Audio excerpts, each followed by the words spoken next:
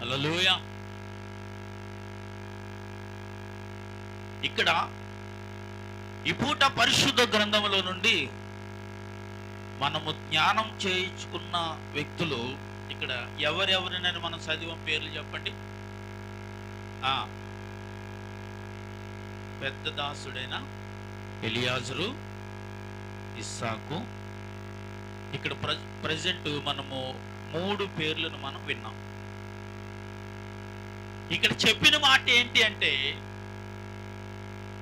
నా కుమారుడైన ఇస్సాకుకు ఈ కానానులో ఉన్న ఒక స్త్రీని కాక మా స్వదేశమందు మా కుటుంబములో నుండి ఒక స్త్రీని తెచ్చి నా కుమారుడికి వివాహము చెయ్యుడి అన్న మాట ఇక్కడ మనం.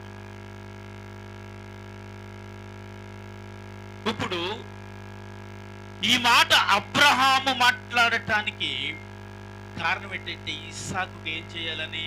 వివాహము చేయాలి.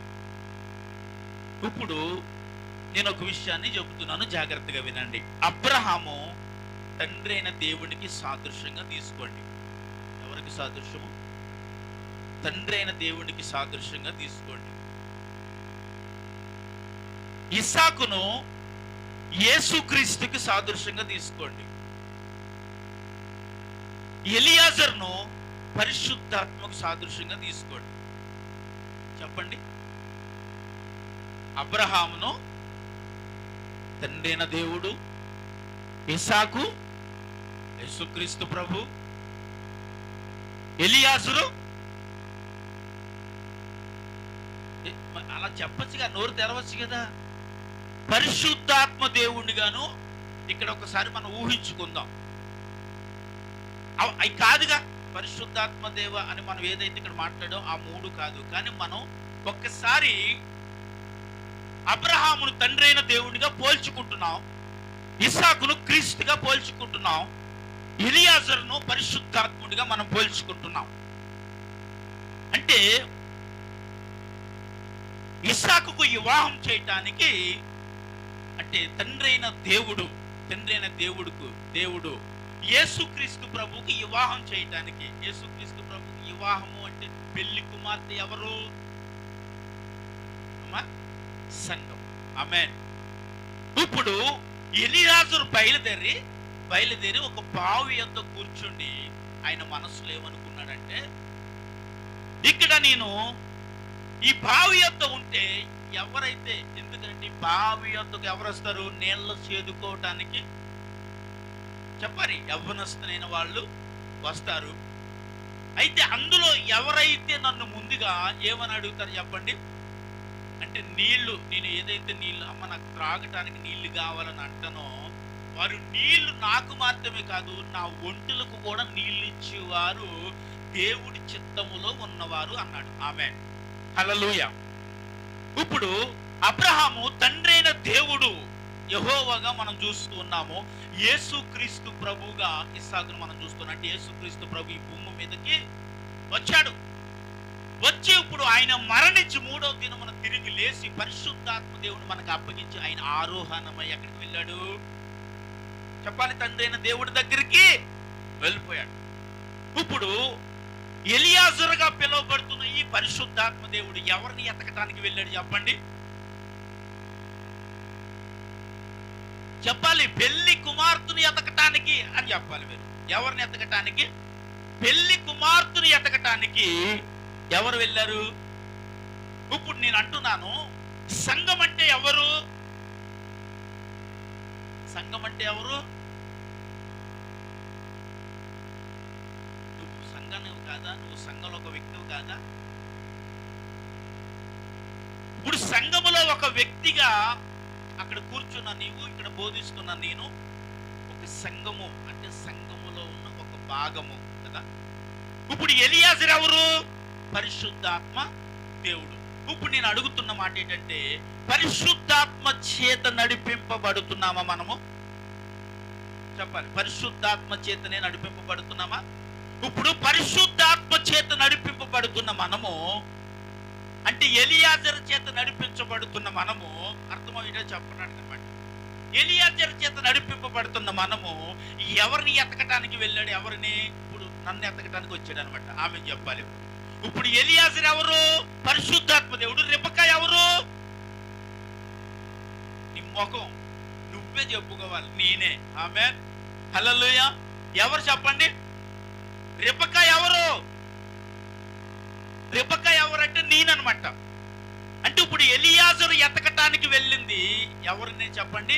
పెళ్లి కుమార్తెని. ఇప్పుడు మనం అంటాం కదా, ఇప్పుడు సంఘమేమో వధువు, వరుడేమో యేసుక్రీస్తు ప్రభు. హల్లెలూయా. ఇప్పుడు యేసుక్రీస్తు ప్రభువు ఎవరిని ఎతకటానికి వచ్చాడంటే భూమి మీద సంఘాన్ని. అయితే ఆయన ఏం చేశాడంటే సంఘాన్ని పరిపాలించే నాయకుడిగా ఉండి ఆయన ప్రాణం పెట్టి మరణించి తిరిగి లేచి వెళ్ళిపోయి ఎలియాజరు అనగా పరిశుద్ధాత్మ దేవుడు మనకు అనుగ్రహించారు. అవునా కదండి?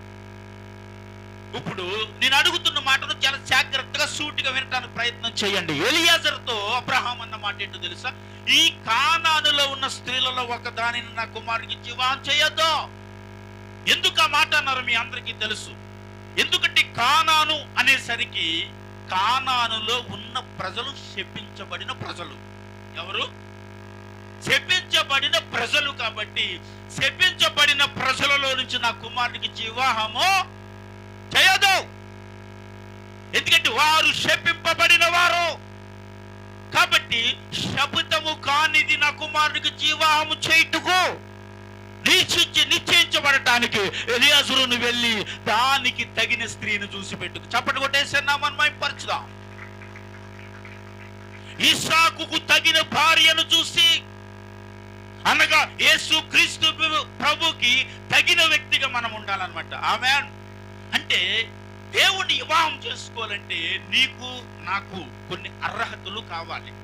ఏంటి అర్హతలు? ఇక్కడ అబ్రహాం ఏమన్నాడండి? కానానులో ఉన్న స్త్రీ వద్దు అన్నాడా లేదా? శాపములో, పాపములో, అవిధేయతలో, వ్యతిరేకతలో ఉన్న వారిని దేవుడు ఏం చేయలేదంటే అంగీకరించలేదు. శపితమైన దేశములో ఉన్న ప్రజలను దేవుడు అబ్రహాము అంగీకరించలేదు వివాహం చేయటానికి సాక్ష్యం. కాబట్టి ఈ భూమి మీద ఆయన సంఘాన్ని నిర్మించి, అంటే ఆయన వధువు, అంటే ఆయన వధువు అంటే నేనే. ఇప్పుడు ఆయన పెళ్లి కుమారుడై ఉన్నాడు కాబట్టి ఆయనకు నచ్చినట్టు నేను బ్రతకాలంటే, ఎందుకంటే ఎలియాజరుకి ఏం చెప్పాడు తెలుసా? నీకు నచ్చినట్టు ఉండాలి పెళ్లి కూతురు. ఆమేన్ చెప్పండి. హల్లెలూయా. ఇప్పుడు ఇస్సాకుకు చెట్టవాలంటే ముందు అబ్రహాముకు నచ్చాలి. అబ్రహాముకు నచ్చిన పెళ్లి కుమార్తెను తీసుకురావాలంటే ఎలియాజరుకు నచ్చాలి. నేను అంటున్నాను, పరిశుద్ధాత్ముని చేత నడిపింపబడుతున్న నీవైతే క్రీస్తు రాకడలో ఎత్తబడే వ్యక్తివి నీవే. చప్పట్లు కొడదామా? క్రీస్తు రాకడలో ఎత్తబడేది ఎవరు? నేను అంటున్నాను, సంఘాలుగా పిలువబడుతున్న సంఘాలు అన్నీ ఉన్నాయి, చాలా ఉన్నాయండి. కానీ అన్ని సంఘాలు ప్రభు రాకడలో ఎత్తబడేవి ఎన్ని ఉంటాయో అన్ని సంఘాలలో నుంచి దేవుడి కొరకు యథార్థంగా పరిశుద్ధాత్మతో నడిపించబడి ఎంతమంది బ్రతుకుతారో. నేను అంటున్నాను, ఎవరైతే పరిశుద్ధాత్మతో నడిపించబడి ఎవరికి నచ్చినట్టు? ఎలియాజరు నీకు నచ్చిన స్త్రీని, నీకు నచ్చినట్టు నా ఇస్సాకుకు నచ్చాలి, నాకు నచ్చాలి, అలాంటిది నీవు చూసి తీసుకురా. ఎందుకు పంపించాడు? ఆయన తీసుకురావటం. ఎవరు వెళ్ళాలి వివాహం చేసుకోండి? వ్యక్తిగా వెళ్ళాలి అంటే ఎవరు వెళ్ళాలి? నోరు తెరండమ్మా. ఎవరు వెళ్ళాలి? ఇస్సాకు వెళ్ళాలి. ఇస్సాకు వెళ్ళి తనకు నచ్చిన బిడ్డను ఏరుకుని వివాహం చేసుకోవడానికి తెచ్చుకోవాలి. లేదనుకో అబ్రహాం అయినా పోవాలి, తన కోడలు ఎలాగుండాలో తను చూసుకోవటానికి. కానీ వీరిద్దరు పోలే. ఎవరిని పంపించారు? తన పెద్ద దాసుడని ఎలియాజరుని పంపించాడు. హల్లెలూయా. ఇప్పుడు నేను అంటున్న మాట ఏంటో మీకు అర్థమై ఉంటుంది. పరిశుద్ధాత్మ దేవుడు నీలో ఉండి పరిశుద్ధాత్మతో నడిపించబడేవారు అంటే దానికి అర్థమయ్యేటట్టు ఏంటంటే పరిశుద్ధాత్మ నడిపింపు, లోక సంబంధమైన నడిపింపు అనేవి రెండు రకాలు ఉన్నాయి. ఒకటి, లోకములో ఉన్న ఆశలు, కోరికలు, లోక సంబంధమైన క్రియలు, వ్యసనములు, అనేక భయంకరమైన దుష్ట ఆలోచనతో సాతాను సామ్రాజ్యాన్ని పరిపాలించి భూమి మీద మనుషులు ఏలుబడి చేస్తా ఉంది. అయితే పరిశుద్ధాత్మ దేవుడు కూడా ఈ భూమి మీద పనిచేస్తూ, అనేక సంఘాలలో పనిచేస్తూ, ఆ పరిశుద్ధాత్మతో ఎవరైతే నడిపించబడతారో, అంటే ఈ భూమి మీద ఉన్న ఈ దుష్ట క్రియలు కాక పరిశుద్ధాత్మతో ఎందరైతే నడిపించబడతారో, ఎందరైతే పరిశుద్ధాత్మను సహవాసంలో ఉంటారో, ఎందరైతే దేవుడి కొరకే యథార్థంగా బ్రతుకుతారో, ఎవరైతే పరిశుద్ధాత్మ చెప్పినట్టు వింటారో, ఎందరైతే పరిశుద్ధాత్మ బోధకు తగినట్లు బ్రతుకుతారో, ఎందరైతే ఆ పరిశుద్ధాత్మ ప్రేరణకు తగినట్లుగా వారి జీవితాన్ని కొనసాగిస్తారు ఈ లోకంలో ఉన్నంత వరకు, అప్పుడు నేను అంటాను, ఎలియాజరుకు నచ్చిన కుమార్తె ఆమె. హల్లెలూయా. ఆమె ఎలియాజరుకు నచ్చిన కుమార్తె. ఇప్పుడు ఎలియాజరుకు నచ్చిందంటే నేను అంటున్నాను, పరిశుద్ధాత్మ దేవుడు మొదటిగా మనల్ని ఇష్టపడేటట్టుగా మన ప్రవర్తన ఉండాలి. ఆమె చెప్పండి. హల్లెలూయా. ఇప్పుడు పరిశుద్ధాత్మ దేవుడు మనల్ని ఇష్టపడతాం అంటే ఏంటి? ఏమండి? దేవుని ఆత్మతో నడిపించబడటం. దేనితో? దేవుని ఆత్మతో నడిపించబడటం. ఇప్పుడు దేవుని ఆత్మతో నడిపించేవారు వారు దేవునికి తగినట్టుగా ఉంటారా? దేవునికి తగినట్టుగా జీవిస్తారా? దేవునికి తగినట్టుగా జీవించేవారు, పరిశుద్ధాత్మతో తగినట్టుగా జీవించేవారు అంటే అలా బ్రతికేవారు దేవుని ఆత్మ లేకుండా ప్రయాణము చేయవారు. దేవుని ఆత్మ లేకుండా ప్రయాణం చేయవారు అనగా ఎలియాజరు దగ్గరికి వచ్చి ఆ స్త్రీ, అయ్యా త్రాగటానికి నీకే కాదు నీ ఒంటెలకు కూడా నీళ్లను ఇస్తాను అంది. ఇప్పుడు నేను అడుగుతున్నా, ఒంటెలకు కూడా నీళ్ళు ఇవ్వటం ఏంటి? ఇప్పుడు దాహం అడిగింది ఎలియాజరు, కాబట్టి ఎలియాజరుకు మాత్రమే ఆ నీళ్లను ఇవ్వాలి. ఆమెమంది, నీ ఒంటెలకు కూడా నీళ్లను నేను ఇస్తాను, మొదటిగా నువ్వు నీళ్లను తాగు అన్నమాట. ఇప్పుడు ఎలియాజరు ఆ బావి దగ్గర ఎందుకు ఉండాలండి? ఆ బావి దగ్గర ఎలియాజరు ఎందుకు ఉండాలి? బావిల దగ్గర, పొలిమేర్ల దగ్గర ఎవరైనా పెళ్లి కూతుర్లు ఎదుగుతారా? ఏమండి? పెళ్లి కూతుర్ని ఎక్కడ ఎదుగుతాం? ఎవరో ఊరు వెళ్ళాలి, ఎవరో ఇంటికి వెళ్ళాలి, ఎక్కడో దిగిన ఏదో ఒక ప్రాంతానికి వెళ్ళి ఒక ఇంటికి వెళ్తే అక్కడ ఆ ఇంటిలో ఉంటే, లేకపోతే ఎవరైనా చూస్తే, ఎవరైనా ఇంట్లో ఉంటారు, ఎక్కడ బావుల దగ్గర ఎందుకు ఉంటారు? కానీ ఆమె ఎతికే స్త్రీ ఒక బాధ్యత కలిగినదై ఉండాలి. హల్లెలూయా. ఏం కలిగి ఉండాలి? ఇప్పుడు బాధ్యత కలిగి ఉన్నటువంటి ఏంటంటే తన ఇంటి కొరకు, ఎవరి కొరకు? తన ఇంటికి దాహమును తీర్చుటకు. ఆమెను చెప్పండి. తన ఇంటికి దాహమును తీర్చుటకు రెబెకా ఏమట్టుకుని వచ్చింది? కడవ తీసుకుని వచ్చింది. అంటే తన ఇంటి బాధ్యతను తీర్చుటకు. అంటే ఇప్పుడు ఎవరన్నా నేను రెబెకాను చెప్పాలి, సంఘం అన్నాం కదా, అంటే నీవే ఒక బాధ్యత కలిగిన వ్యక్తిగా, ఒక నమ్మకం కలిగిన వ్యక్తిగా, దేవుడి కొరకు పని చేయబడే ఒక వ్యక్తిగా ఒకవేళ ఉంటే అలాంటి వారిని కదా దేవుడు ఇష్టపడ్డాడు. ఇక్కడ ఎవరు? పరిశుద్ధాత్మ దేవుడు. పరిశుద్ధాత్మ దేవుడు ఒక వ్యక్తిని ఇష్టపడటానికి కారణం ఏంటంటే వారు పరిశుద్ధాత్మకు లోబడి బ్రతుకు వారు కావాలి. ఆమేన్. అంటే పరిశుద్ధాత్మకు లోబడి బ్రతకటం ఏంటంటే అండి, పరిశుద్ధాత్మ దేవుడు మనతో ఎన్నోసార్లు మాట్లాడుతూ ఉంటాడు. మాట్లాడుతున్నాడు లేదా? చేతులు ఎత్తుదాం. మాట్లాడుతున్నాడు అనుకుంటే, మాట్లాడకపోతే ఎత్తొద్దు. పరిశుద్ధాత్మ దేవుడు మనతో మాట్లాడేటప్పుడు కొన్ని విషయాలలో మనం ఏం చేసుకుంటాం? త్రోసి వేస్తూ ఉంటాం. ఏం చేస్తాం? ఏంటి? దేన్ని దోసేస్తున్నాం? పరిశుద్ధాత్మ దేవుని మాటను మనం ఏం చేస్తూ ఉంటాం? నువ్వు చేసే పని తప్ప అన్నాడు అనుకో, అరే ఇటు పని నువ్వు చేయకూడదు అన్నాడు అనుకో,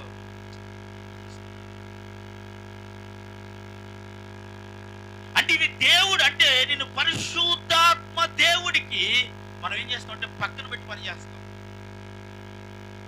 పరిశుద్ధాత్మ దేవుడు నువ్వు పక్కన పెట్టి పని చేస్తావు అనుకో, ఎందుకు ఆమెను ఆయన ఎన్నుకోవాలి? నీళ్ళు అడిగినప్పుడు ఏం చేయాలి? ఆమె వెళ్ళిపోవాలి.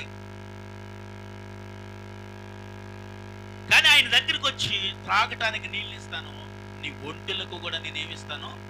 నీళ్ళని ఇస్తాను. హల్లెలూయా. ఇప్పుడు ఈమెలో ఏం కనిపిస్తా ఉంది అంటే ఒక బాధ్యత కనిపిస్తా ఉంది. ఆ కుటుంబంలో యథార్థత ఉంది, ఒక నమ్మకం ఉంది, దేవుని పట్ల భయభక్తులు కలిగిన కుటుంబము. అందును బట్టి ఆమె ఎలాగుందంటే సోమరతనంగా లేదు. ఎలా లేదు? ఇంటిలో ఒక బాధ్యత కలిగిన స్త్రీగా ఉంది. కాబట్టి ఆ సాయంకాల సమయంలో ఆమె బావి దగ్గరికి దేనికి వచ్చిందంటే నీళ్ల కొరకు. చెప్పాలి, నీళ్ల కొరకు. ఎక్కడికి వచ్చింది? బావి దగ్గరికి వచ్చింది. ఇప్పుడు బావి దగ్గరికి వెళ్ళాలి అంటే బావులు ఎంత దూరం ఉండే? ఇప్పుడు ఎంత దూరం అండి? ఇప్పుడు మనకి స్విచ్ ఎత్తే వాటర్ వస్తుంది, నీళ్ళు వస్తున్నాయి కదా. అప్పుడు మీకు ఇంకో టెక్నాలజీ బాగా పెరిగిపోయింది. ఏంటి తెలుసా? స్విచ్ ఎక్కర్లేదంట. వాటర్లో అంటే ట్యాంక్ లో ఎంత వాటర్ ఉందో చూసుకుని ఆ పర్సంటేజ్ తగ్గిన తర్వాత దానికి అదే ఆటోమేటిక్ స్విచ్ ఆన్ అయిపోతుంది. ట్యాంక్ నిండిన తర్వాత దానికి ఆటోమేటిక్ స్విచ్.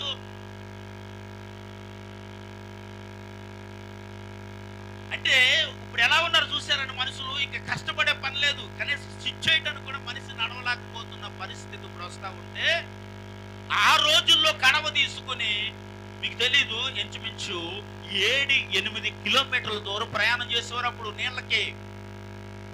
ఎన్ని కిలోమీటర్లు? 7-8 కిలోమీటర్ల దూరము ప్రయాణం చేస్తే ఒక కుండ నీళ్లు తీసుకుని తెచ్చేవారు.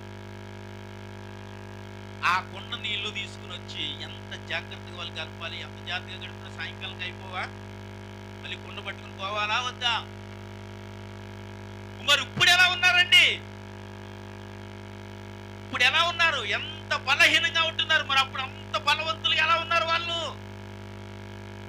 నేను అంటాను, బాధ్యత నీలో ఉంటే ఫలము నీకుంటుంది. ఆమె చెప్పాలి, బాధ్యత నీలో ఉంటే ఫలము నీకుంటుంది. బాధ్యత లేని వారు ఎలా ఉంటారంటే బలహీనులుగానే ఉంటారు. చెయ్యగలిగి చెయ్యలేకపోవటమే, ఇవ్వగలిగి ఇవ్వలేకపోవటమే. చేయగలరు, వీళ్ళు వెళ్ళగలరు, కానీ ఏం చేస్తారు చెప్పాలి? మా బద్ధకం. ఈ బద్ధకం ఏం చేస్తుందో తెలుసా అండి? మనిషి జీవితంలో ఎన్నో కోల్పోవడానికి కారణమవుతుంది. ఒకవేళ ఆ సమయమునకు రెబెకా అక్కడికి రాకపోయి ఉంటే ఇస్సాకుకు వివాహం చేసుకోవడానికి తన భార్యగా అయ్యుండేది. అవునా కాదండి? ఎందుకు నేను ఆ మాట చెప్తున్నానంటే, ఎలియాజరు మాట చెప్తాడు, అబ్రహామైన నా యజమానుడిని దేవుడని యెహోవా ఏం చేశాడు? ఆశీర్వదించాడు అంటాడు. చప్పట్లు కొడదామా? దేవుడు నా యజమానుడైన అబ్రహామును దేవుడు ఆశీర్వదించాడు అంటే ఒక ఆశీర్వదింపబడిన కుటుంబంలోనికి వెళ్ళటానికి ఏ విధమైన ఆశీర్వాదం లేనట్టుగా ఉంది రెబెకా. అలాంటి ఒక ఆశీర్వాదకరమైన వ్యక్తిని అంటే ఇస్సాకును వివాహం చేసుకోవటానికి ఆమె శ్రద్ధ కలిగిన వ్యక్తి, బాధ్యత కలిగిన వ్యక్తి, నమ్మకం కలిగిన వ్యక్తి. కాబట్టి అన్నిటికంటే ఆ బాధ్యతను నిర్వహించే బాధ్యతలో ఆ బావి దగ్గరికి వచ్చింది. కాబట్టి ఎలియాజరు ఆమెను చూడటం జరిగింది. అందును బట్టి వివాహం చేసుకోవటానికి ఆమె ముఖ్య కారకురాలు అయింది. హల్లెలూయా. ప్రియమైన వారలారా, నేను ఒక విషయాన్ని సూటిగా చెప్పాలని ఆశపడుతున్నాను. ఏంటో తెలుసా? నీ ప్రతి విషయంలో నీ ఇంట్లో కావచ్చు, నువ్వు చేసే వ్యాపారం కావచ్చు, ఉద్యోగాలు కావచ్చు, మీరు ఏది చేస్తున్నారు, ఏ చేసే పని అయినా, కనీసం చదువుకుంటున్న మీరు కూడా బద్ధకంతో చేశారనుకో, అసలు మీరు అనుకున్నది ఏది చేయలేరు.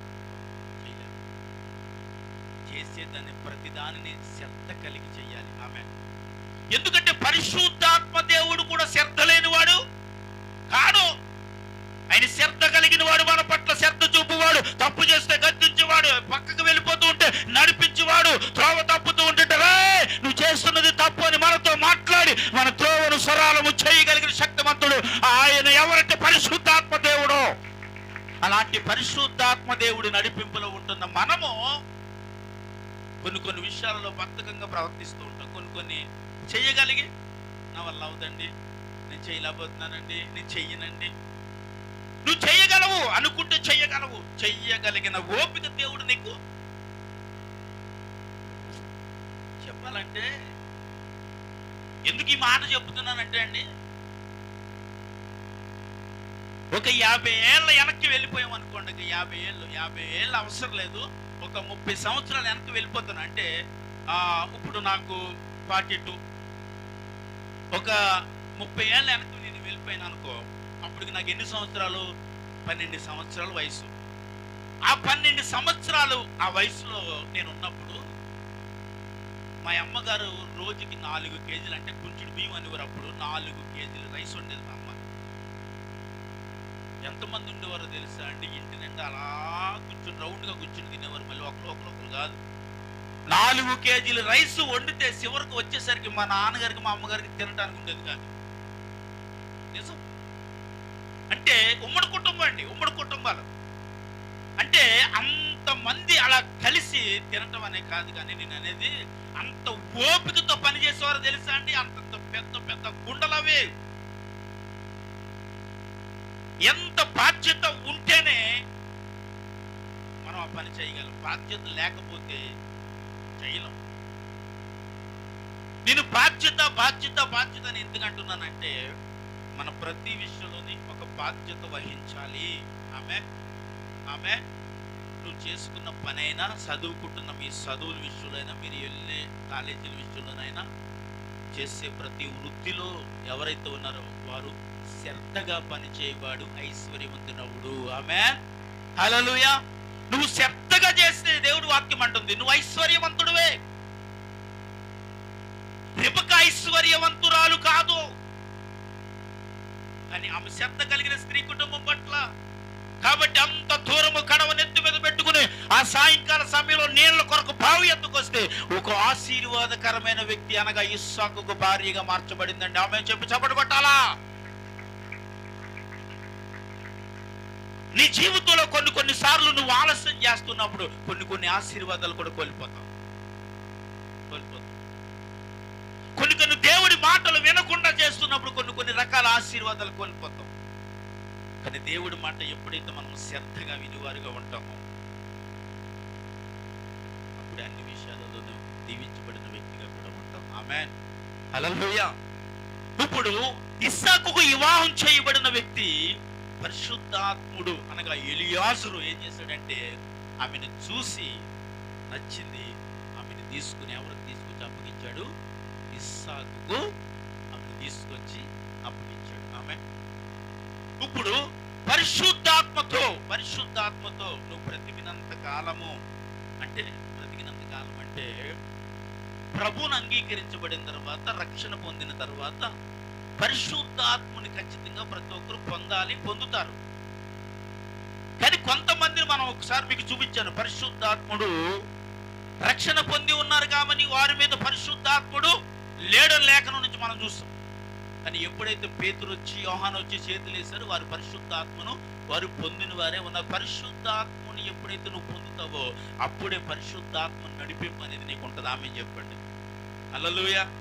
పరిశుద్ధాత్మ నడిపింపు లేకపోతే క్రైస్తవ జీవితం వ్యర్థం. రక్షింపబడిన నీకు పరిశుద్ధాత్మని సహాయము కావాలి. రక్షింపబడిన నీవు మనుషులు మాటలకో, మనుషులు చేతలకో, మనుషులు పనులకో ఒకవేళ నువ్వు లోపడితే నువ్వు దేనిని సాధించలేవు. ఎందుకో తెలుసా? మనిషి మాట అంత భయంకరమైనది, కానీ పరిశుద్ధాత్మని సహాయము అంత అద్భుతమైనది. చెప్పండి కొట్టాలి మరి. పరిశుద్ధాత్మ నడిపింపేమో నిన్ను బాగు చేస్తుంది. పరిశుద్ధాత్మ నడిపింపేమో నిన్ను స్వస్థపరుచుతుంది. పరిశుద్ధాత్మ నడిపింపేమో దేవుని రాజ్యానికి వెళ్ళటానికి యేసుక్రీస్తు ప్రభువుకే వధువుగా ఏం చేయబడుతుంది? అంటు కట్టబడుతుంది. హల్లెలూయా. అంటే పరిశుద్ధాత్మునితో నీవు ఒకవేళ నడిపించబడే వ్యక్తివైతే నేను అంటాను దేవుడి రాకలో ఎత్తబడే సంఘము. ఆమేన్, హల్లెలూయా. దేనితో ఉంటే? పరిశుద్ధాత్మునితో. రక్షింపబడిన నీ జీవితము మొదలుకొని నువ్వు చనిపోయే వరకు పరిశుద్ధాత్మ సహాయం ఎప్పుడు కోల్పోకు, తొలగిపోకు. ఆయన మాటకు వ్యతిరేకం చెప్పొద్దు. ఆయన మాటకు మనం లోబడాలి. ఆయన పిలిచి నేను తీసుకుని వెళ్ళటానికి నీ కుమార్తె నాకు అప్పగించినట్టు అయ్యా తీసుకుని వెళ్ళ. ఎందుకంటే పరిశుద్ధాత్ముడు దేవుని సహాయము చేత నడిపించబడుతున్న నీవు దేవుడి రాకలో ఎత్తబడటానికి ఏ విధమైన ఆటంకమో ఉండదు. ఇంకా ఎందుకంటున్నానో తెలుసా అండి ఈ మాట? పరిశుద్ధాత్మతో నడిపించబడే వ్యక్తి ఇక తీర్పులోనికి కూడా రావాల్సిన అవసరం లేదు అంటే దానికి అర్థం ఏంటి? పరిశుద్ధాత్మ నడిపింపు పాపంలో తీసుకువెళ్ళదు, శాపంలో తీసుకువెళ్ళదు, భయంకర పరిస్థితుల్లో నిన్ను నడిపించదు. కాబట్టి చనిపోయేవా డైరెక్ట్ గా క్రీస్తు దగ్గరికి వెళ్తావు. స్తోత్రం చెప్తావా? హల్లెలూయా. మనం చనిపోయామా ఎక్కడికి వెళ్తామండి? డైరెక్ట్ గా దేవుని దగ్గరికి వెళ్తాం. ఎందుకంటే నడిపించిన వ్యక్తి ఎవరు? నిన్ను గట్టిగా చెప్పండి, ఎవరు? పరిశుద్ధాత్మ దేవుడు. పరిశుద్ధాత్ముడు దేవుని చేత నడిపించబడుతున్న నీకు దేవుడి రాకడ వచ్చేటప్పుడు, అంటే ఆయన రాకడ అనగానే ఏమంటాం మనం? ప్రభు ఆయన ఎలా వస్తుంట? పెళ్లి కుమారుడు. ఆమేన్ చెప్పండి. ఆయన, మనము పెళ్లి కుమార్తె. ఆమేన్. ఇప్పుడు ఇదేంటిది? ఇది ఇడిదిల్లు. దేవుడికి స్తోత్రం చెప్పాలి. ఇది ఇడిదిల్లు. ఇక్కడికి వచ్చి మనం ఎవరి కొరకు ఎదురు చూస్తున్నాం?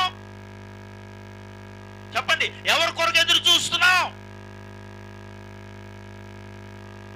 పెళ్లి కుమారుడు కొరకు. పెళ్లి కుమారుని కొరకు ఇడిదింట్లో తీసుకెళ్తే ఎవరి కొరకు ఎవరు ఎదురు చూస్తారు? యేసు గారు ఇప్పుడు మాట అడుగుతారు, మీకు ఇడిదిల్లు ఇచ్చారా? ఆ రోజుల్లో ఇవ్వలేదా? ఇచ్చారా? అప్పటికి ఇడిదింట్లోకి వెళ్ళి కూర్చున్నాడు. మీ పెళ్లికి టైం ఇంకా ఎంత ఉంటుంది? 2-3 గంటలు ఉంటుంది. ఏమండి? ఇప్పుడు ఆవిడకి కూడా అంతే టైం ఉంటుంది. కానీ ఆవిడకి ఏమని ఉంటుంది తెలుసా? ఒకసారి వస్తే బాను, లేకపోతే మీరు వస్తే బాను, ఆవిడ చూద్దాం, ఆవిడ వస్తే బాను, నేను చూద్దాం. ఎందుకు అలా ఉంటుందండి? అంటే ఒకళ్ళ పట్ల ఒకరికి ఆ ప్రేమ ఉంది కాబట్టి వివాహం అయింది. వివాహము చేసుకునే ముందు ఒక ఆసక్తి ఏంటంటే చూడాలి. ఇప్పుడు ఇక్కడ ఎదురు చూస్తున్నాం మనం ఎవరి కొరకు? ఆమేన్. యేసుక్రీస్తు ప్రభు కొరకు ఇక్కడ ఏం చేస్తున్నాం అంటే ఎదురు చూస్తున్నాం. అంటే దేవుని సంఘములో నువ్వు ఉన్నావంటే ఎవరి కొరకు ఎదురు చూస్తున్నావు? ఒకవేళ దేవుని సంఘంలో లేవంటే ఏం చేస్తున్నావు? పెళ్లి కొడుకు వచ్చేసాడు, కానీ పెళ్లి కుమార్తె మామూలు సీరతోనుంది. అలా పెళ్లి వచ్చేవాడిని తెలుసా? ఓ తింగర మోకందానా, పెళ్లికి టైం అయిపోతుంది, ఇంకా నువ్వు ఏం కట్టలే పెళ్లి సీరా? ఎవరంటారు? తల్లిదండ్రులు అంటారా? అనరా అండి? ఇప్పుడు నువ్వు ఇలాగే ఇంకా మామూలు సీరతో ఉండిపోతే పెళ్లి టైం అయిపోతుంది, అక్కడ వరుడు వచ్చేస్తున్నాడు. ఇంకా నువ్వు మారకపోతే, మారు మనసు పొందకపోతే, ఇదిగో త్వరలో యేసుక్రీస్తు ప్రభు వచ్చేస్తే నువ్వు ఇంకా సిద్ధపడవకుండా అలా ఉండిపోతే,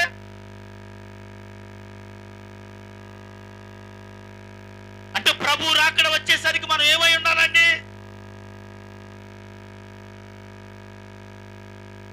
అంటే పెళ్లి కుమారుడు వచ్చుచున్నాడు అన్న మాట పెళ్లి కుమార్తె ఎంటేనే ఎంతో ఆనందపడిపోతుంది. అవునండి, ఇక్కడ అందరూ పెళ్లి అయిన వాళ్ళే కదా. హల్లెలూయా. ఏమనిపించేది మీకు ఆ వయసులో? పడిపోతారు. యోసేపు గారు బాగా సిగ్గు పడిపోతారు. ఆయన చూస్తే ముద్దు వచ్చేస్తాడు. నిజమండి, పెళ్లి విషయం మాట్లాడినా, భార్య భర్త విషయం మాట్లాడినా కాపు పడిపోతారు. మరి అందుకే ఆ వయసు కూడా దేవుడి స్తోత్రం అలా ఉన్నారు. హల్లెలూయా. పెళ్లి కుమారుడు వస్తున్నాడనే మాట విన్నుతున్న ఈ పెళ్లి కుమార్తె తన మనసులో చాలా ఆనందిస్తాం. ప్రభు రాకడ వస్తుందని మనకి తెలుసు. అంటే పెళ్లి కుమారుడు వచ్చుచున్నాడు అన్న విషయము లేఖనాలు మనకు సెలవిస్తూ ఉన్నాయి. కాబట్టి ఈ ఇడిదింటిలో ఉండి, అంటే ఈ దేవుని ఆలయంలో నుంచి ఎవరి కొరకు ఎదురు చూస్తున్నాం? క్రీస్తు కొరకు ఎదురు చూస్తున్నాం. ఆమేన్. హల్లెలూయా. దేవుని కొరకు ఎదురు చూడాలి అంటే ముందు ఎలియాజరు మన దగ్గర ఉండాలి. హల్లెలూయా. ఎవరు ఎలియాజరు అంటే? పరిశుద్ధాత్మ దేవుడు ముందు మనతో ఉన్నాడు అనుకోండి, ఎప్పుడు ప్రభు కొరకే కనిపెడతామండి. ఆమేన్. హల్లెలూయా. పరిశుద్ధాత్ముడు దూరం అయితేనో, పరిశుద్ధాత్ముడు లేకపోతేనో, పరిశుద్ధాత్మ కోల్పోతేనో దేవుడి కొరకు ఎదురు చూడలేం, దేవుడి కార్యాల కొరకు ఎదురు చూడలేం, దేవుడు చేసే వాటి కొరకు ఎదురు చూడలేం, దేవుడి కొరకు కనిపెట్టలేవండి ఇంకా.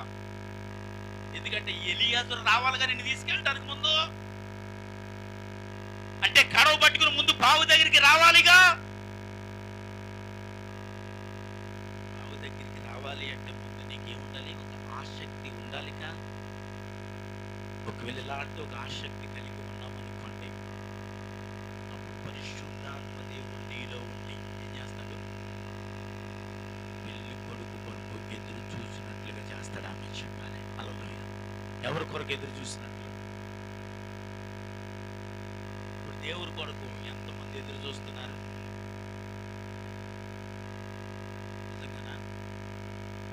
పెళ్లి కుమారుడు అనగా యేసుక్రీస్తు ప్రభు వస్తే ఎందుకు చేయొద్దు? వస్తే ఏం చేద్దామని? నిజమేనండి. ఆయన వస్తే ఆయనతో పాటు మీకు విషయం చెప్పనా? మరి ఆయనతో వెళ్ళాలంటే ముందు ఎవరు ఉండాలి మన దగ్గర? ఎలియాజరు ఉండాలి. ఎలియాజరు ఏం చేయాలి ఇప్పుడు? ఎలియాజరు ఏం చేయాలంటే రిబకాను తీసుకొచ్చి ఇస్సాకుకు అనగా యేసు క్రీస్తు ప్రభుకు అప్పగించాలి. ఇప్పుడు నేను అంటాను, ఒంటిలకి ఎందుకు నీళ్లు పెట్టిందో? ఇప్పుడు ఒంటిలకి నీళ్లు పెట్టిందంటే ఒంటి దేనికి సాదృశ్యంగా ఉందంటే సాక్షాత్తపు దైవజనుడికి సాదృశ్యముగా ఉందండి. స్తోత్రం చెప్పాలి. హల్లెలూయా. ఇప్పుడు ఇస్సాకు దగ్గరికి రిబకాని తీసుకురావాలంటే రిబకా దగ్గరికి వెళ్ళేటప్పుడు వీళ్ళ కొన్ని నగలు, నట్ర, డబ్బు తీసుకుని వెళ్ళినట్టు అక్కడ కింద వచనంలో ఉంటాయి. అవన్నీ ఎలా తీసుకెళ్లారు అంటే చెప్పండి, ఒంటి మీద వేసి తీసుకుని వెళ్ళారు. ఇప్పుడు ఆ ఒంటి బావు దగ్గర మోకరించింది కాబట్టి ఆ ఒంటికి నీళ్లు పోసింది కదా. ఆ ఒంటి మళ్ళా ఉదయాన్ని ఏం చేయాలి? ఇప్పుడు రిబకాని ఎక్కించుకోవాలా? ఎక్కడికి తీసుకురావాలి? ఇస్సాకు యొద్దకు.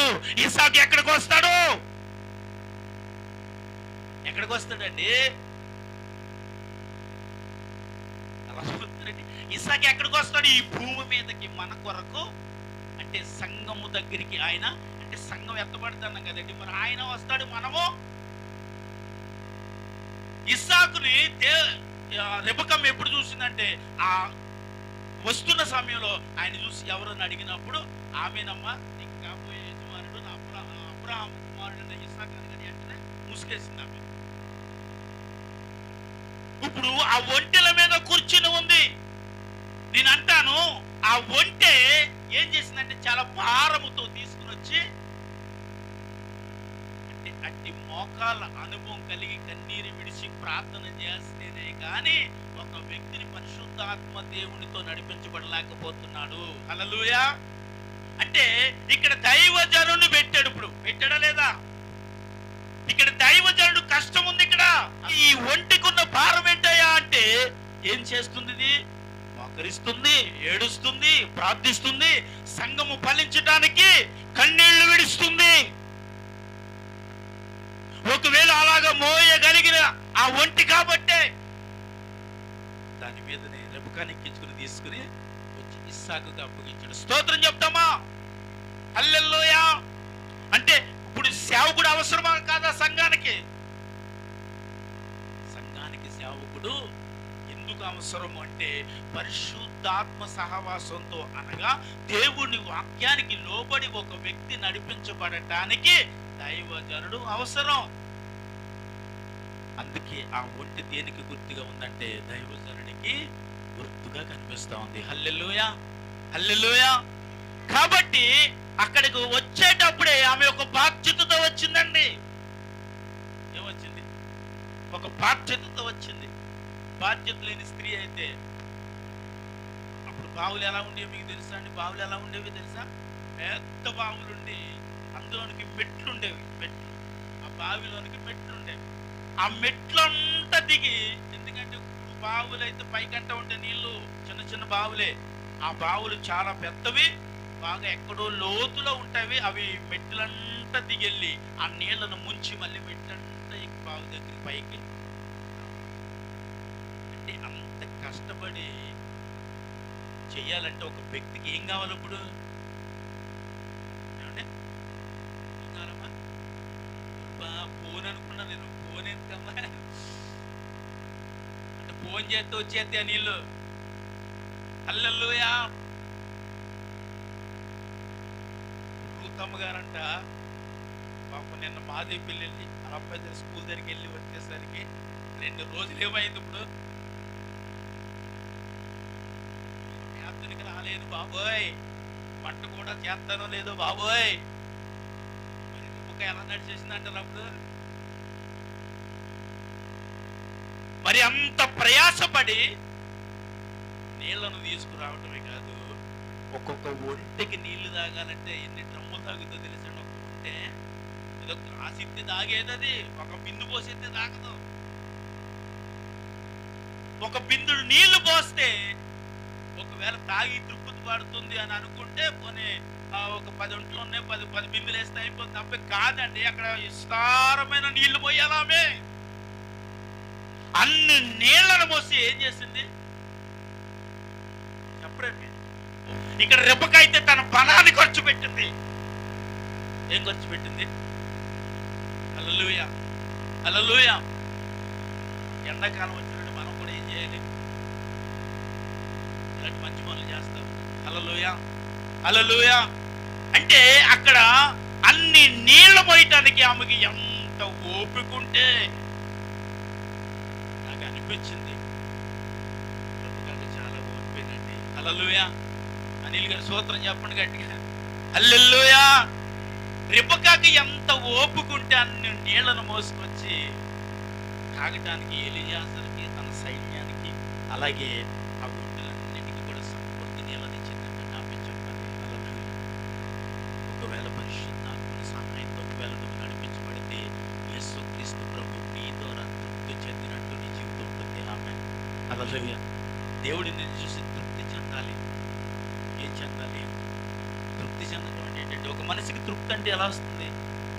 తనకి ఇష్టమైంది దక్కినప్పుడే తృప్తి వస్తుంది. అంతేనండి. నువ్వు కావాలనుకున్నది నీకు ఆ ఫలితము వచ్చినప్పుడే తృప్తి కలుగుతుంది. ఆ ఫలితము రావాలంటే, ఆ తృప్తి పొందాలంటే ముందు ఆ ఫలితాన్ని పొందాలి. స్తోత్రం చెప్పండి. హల్లెలూయా. ఇప్పుడు ఆమె ఫలితము పొందడానికి ఆమె ముందు పట్టది ప్రయాసపడింది.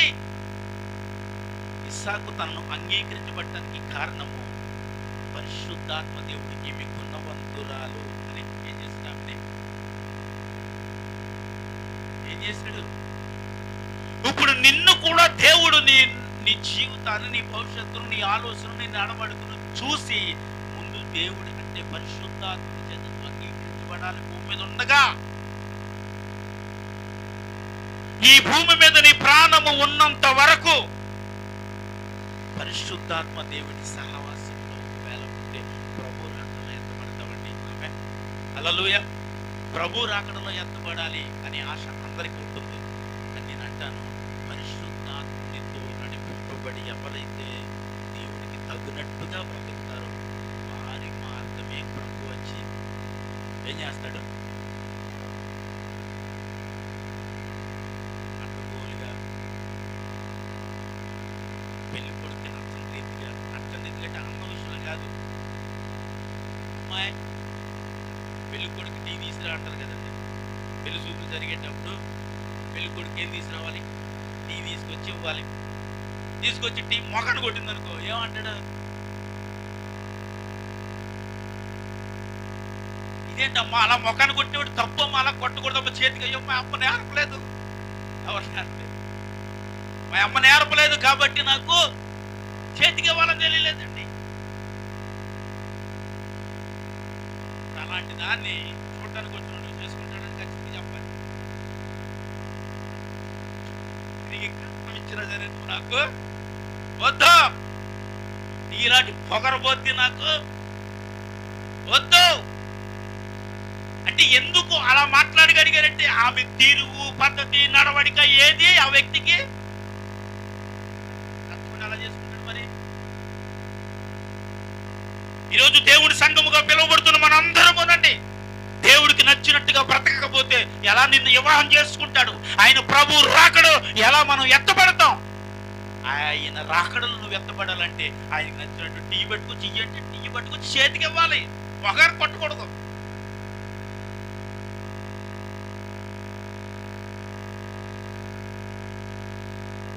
ఒక వ్యక్తి ఉండటానికి కారణం ఏంటి అంటే ఆమె అనుభవం, ఆమె ప్రవర్తన, ఆమె ఆలోచన అన్నిటినీ సరిచేసేది పరిశుద్ధాత్మ దేవుని సహాయం ఒకటే కాబట్టి. ఆమేన్. పరిశుద్ధాత్మ సహాయం లేదు అనటానికి క్లారిటీగా ఒక మాట చెప్పను మీకు. ఒక 4-5 అంటే నేను 40 రోజుల ఉపవాసంలో ఉన్నప్పుడు అమ్మగారు నాబాలు అనే ఒక వ్యక్తి కొరకు చెప్పింది. నాబాలు ఎలాంటి వాడు అంటారు? ఆమె మొరటివాడు అని రాయబడి ఉంది. వాడు మొరటివాడు అంటే రాజైన దావీదుకు కూడా సరైన సమాధానము అడుగున్న దాన్ని బట్టి గర్వించేశాడు. యెషయా కుమారుడు దావీదు ఎవడో? అర్రే నోరు జారిపోకు, ఎక్కడ పడితే అక్కడ నోరు జారిపోకు, ఎవరి దగ్గర పడితే అక్కడ దగ్గర నోరు జారిపోవద్దు, నీ నోరు జాగ్రత్త కాసుకో. ఆ ఒక్క మాట అండి. పనుల దగ్గర దావీదు పనుల దగ్గర నోరు జారాడు పాపం. జాగ్రత్త ఏముందండి? నా మొక్క వాడు బుద్ధి అంత అంతే, దేవుడి స్తోత్రం, హల్లెలూయా. ఆ జాగ్రత్త ఏముంది?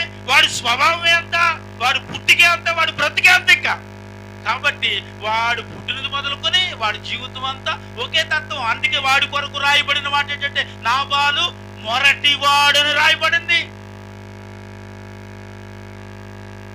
మొరటివాడు అంటే ఇక్కడ ఏమి బేవత్సమైన పనులు చేసినట్టు రాయబడలేదండి. ఒక్క నోటి మాట అండి.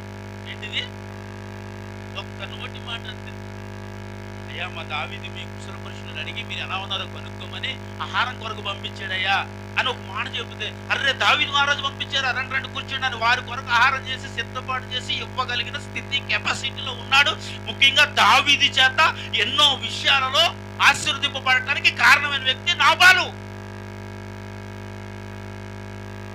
దావీదు చేసిన మేలు మర్చిపోయి దావీదు ఎన్నో తన జీవితంలో అంటే అక్కడ రాయబడిన మాట స్పష్టంగా ఓ మాట ఉంటుందండి. ఎందుకంటే దావీదు నాబాలు ఒక గొర్రెల కాపర్లంట దావీదు దేశంలో గొర్రెలు కాస్తా ఉంటుంటే దావీదు సైన్యము ఆ నాబాలు గొర్రెల కాపర్లకి వారికి ఏ కష్టం రాకుండా కాపాడుతుంది. అందుకే నాబాలు ఆ రీతిగా ఉంటే నాబాల దగ్గరికి వెళ్ళి దావీదు పేరు చెప్తే దావీదు ఎవడాడా? దావీదు ఏమనలేదు. దావీదు కోపం వచ్చింది, కానీ కోపాన్ని బట్టి నాబాలు సంపూర్ణ కోపం అయితే వచ్చింది, బయలుదేరాడు. కానీ తన భార్య గుణవంతురాలు కదండి. ఎవరు? హల్లెలూయా. ఆమె గుణవంతురాలైన స్త్రీ మాటను విని వెంటనే పరిగెత్తుకుని వచ్చేసింది. దావీదు ఎదుర్కొంటే సాష్టాంగ పడిపోయింది. ప్రభువా క్షమించిన నా భర్తకి మాట్లాడటం తెలియదయ్యా, నా భర్తకి ఎలా మాట్లాడాలో తెలియదయ్యా, వాడి నోటి మాట సరిలేని వాడయ్యా, అందుకే మొరటాడని పిలువబడ్డాడు ప్రభువా. కాబట్టి నా భర్తను క్షమించని అడిగితే భర్తను క్షమిస్తానని చెప్పి అబీగయీలును దావీదు దీవించి వెళ్ళిపోయాడు. కానీ దేవుడు ఏం చేశాడండి?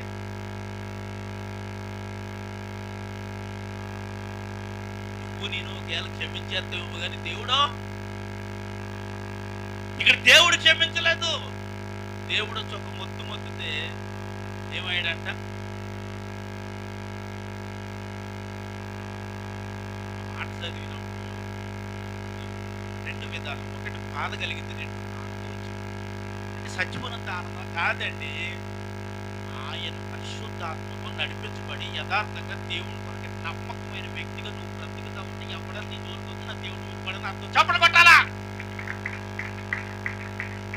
దేవుడి కొరకు నువ్వు నమ్మకంగా యథార్థమైన వ్యక్తిగా నువ్వు బ్రతికితే ఎవడైనా నీ జోలికి వస్తే అదే అక్కడ చేసింది దావీదు పట్ల దేవుడు. హల్లెలూయా.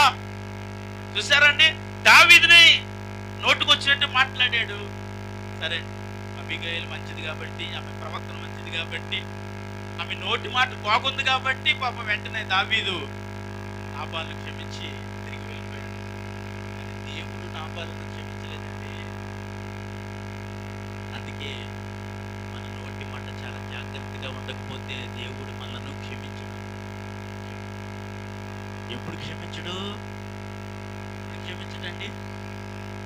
చెప్పాలి.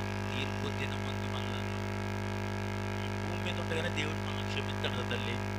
ఈ భూమి మీద ఉండగానే నీ జీవితం ఎలా ఉంది, నీ బ్రతుకు ఎలా ఉంది, నీ ఆలోచన ఎలా ఉందో నాకు తెలియదు. కానీ దేవుడి చేత క్షమింపబడే దినము రోజులు ఏమైనా ఉన్నవి అంటే ఈ ప్రాణంతో ఈ భూమి మీద ఉన్నంత వరకులోనే దేవుడి చేత క్షమింపబడడానికి ప్రయత్నం మనం చేయాలని. ఆమేన్.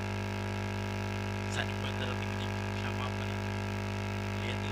దేవుని ఉగ్రత పనిపోతూ ఉంటాం, నశించిపోతామంటాడు. ఇంకా ప్రభు నన్ను క్షమించు, ప్రభు నన్ను క్షమించండి. ఎవరు? కానీ ఈ భూమి మీద ఉండగా అదే మాట, ప్రభు నన్ను క్షమిస్తావా అని ఆయన పాదాలు పెట్టుకుంటే నేను ఏం చేస్తాడంటే,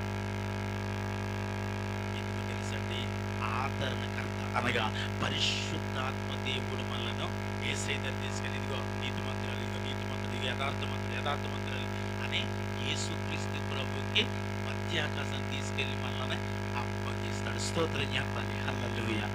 తీసుకెళ్లి అప్పగిస్తాడు అనమాట. ఇదిగో నీకు నచ్చిన ఇస్సాకు దగ్గర తీసుకెళ్లి అప్పగించాడా? ఇస్సాకు దగ్గర తీసుకెళ్లి ఏమన్నాడు? నీ భార్య అని అప్పగించాడు. పరిశుద్ధాత్మ దేవుడు మనల్ని తీసుకెళ్లి ఎక్కడ అప్పగిస్తాడు? ఇప్పుడు యేసయ్యని ఎదుర్కొన్నట్టుకు ఆయన సన్నిధిలో కూర్చుంటకు నీవు యోగ్యురాలవని, యోగ్యుడవని నా దేవుడు ఎంచి తీసుకెళ్ళి అక్కడ కూర్చుండి పెడతాడంటే స్తోత్రం చెప్తాను. హల్లెలూయా. అక్కడ కూర్చుండి పెట్టాలంటే ముందు ఈ భూమి మీద ఉండగానే దేవుని ఆత్మ సహాయం మనకి. ఇప్పుడు దేవుని ఆత్మ సహాయం కోల్పోతుంది. మాటలోనూ, ప్రవర్తనలోనూ, నడవడికలోనూ ఏ విషయంలోనైనా ఒకవేళ పరిశుద్ధాత్మ సహాయం మనం కోల్పోతే, అంటే ఎలియాజరు చేత తునీకరించబడితే రేపుగా ఆ ఘనమైన అబ్రహాము ఇంటికి కోడలు అయ్యుండేది. ఆ ఘనమైన ఇంటికి కోడలుగా రావడానికి ఆమెలో ఉన్న ఆ పరిశుద్ధాత్మ సహాయం నీవును కలిగి ఉంటే నీవు నీతిమంతురాలివి, నీతిమంతుడివని దేవుడు నిన్ను వెళ్ళిపోవచ్చు. అలా నడిపించబడటానికి పరిశుద్ధాత్మ దేవుడి భూమి మీద మనతో మాట్లాడుతున్నాడు.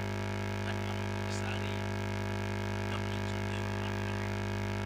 పరిశుద్ధాత్మ దేవుడు గద్దిస్తూ ఉంటాడు. పరిశుద్ధాత్మ దేవుడు మనతో మాట్లాడుతూ పరిశుద్ధాత్మ దేవుడు ఏదైనా తప్పు చేస్తే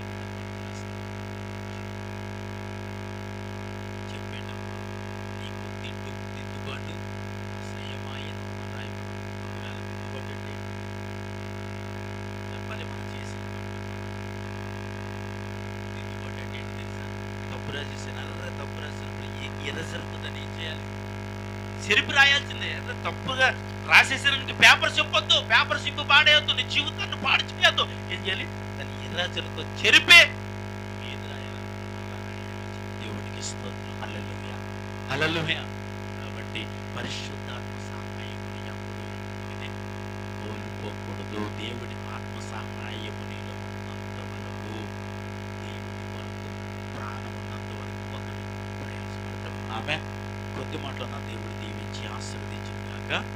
ఆమె ఇది ఇంకా ఉంది. వచ్చే వారం కూడా మనం దీన్ని ధ్యానం చేసుకుందాం. అందరూ పైకి లేచి మోకరించండి. ప్రభువుల కార్యక్రమం ఉంది కదా, ప్రభువుల కార్యక్రమం అయిన తర్వాత ఆరాధన చేసుకుందాం.